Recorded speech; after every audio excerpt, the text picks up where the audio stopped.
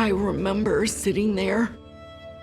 I had been in that hospital so many times, and nobody ever told me about NAMI, and it was right across the street.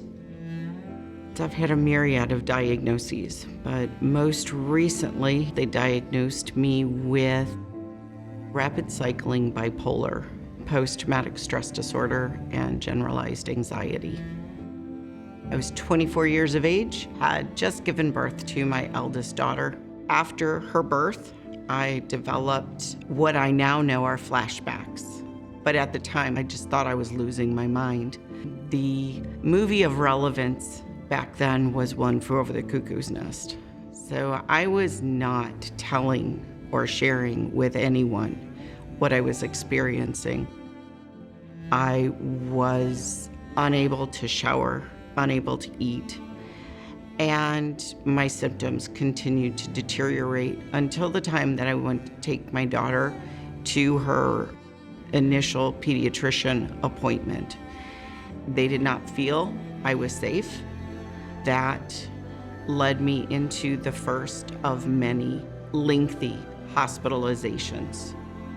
One of the medications that they provided me lifted all of the symptoms that they could see I was experiencing. I went home, and that medication that they had provided threw me into what I now know was my very first manic episode.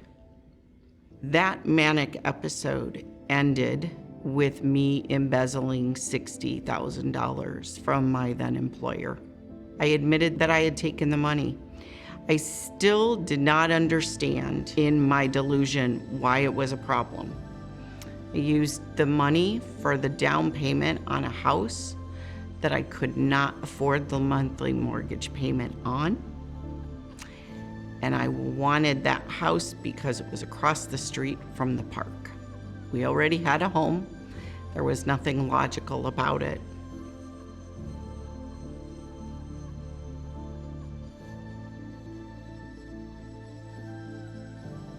I had lost everything. I had lost my relationship with my children. I had no employment. I was living in my car, and I was hospitalized again, experiencing delusions, psychosis. They restarted my medications to make sure I was safe. Prior to being discharged, there was one more group that I needed to go to, a NAMI In Our Own Voice presentation that night.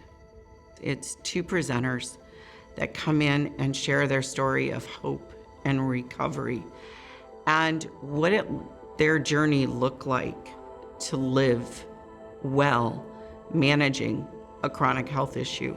The young lady that shared her story, I could so relate to, but she had a life that I had only dreamed of. She had a husband, she had children, she had a home, she had a job that she loved.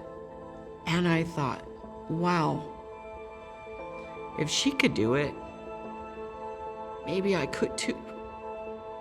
When she finished sharing, she came over and gave me her business card and said, when you get discharged, give me a call. And I said, okay. So that's what I did.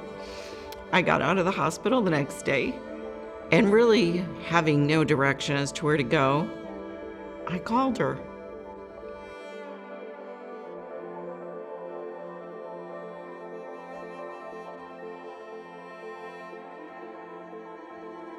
My journey with NAMI has spanned almost 12 years and 3 states.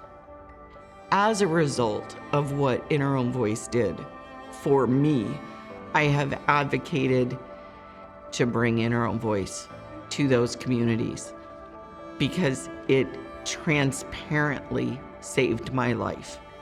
If I had been engaged in NAMI and I had had the opportunity to develop a support network and not feel like I was alone, and participated in peer-to-peer, and engaged in the evidence-based programs that helped me to understand how to manage my chronic health issues, I am 100% confident I would have never found myself engaged in the criminal justice system. NAMI means to me hope,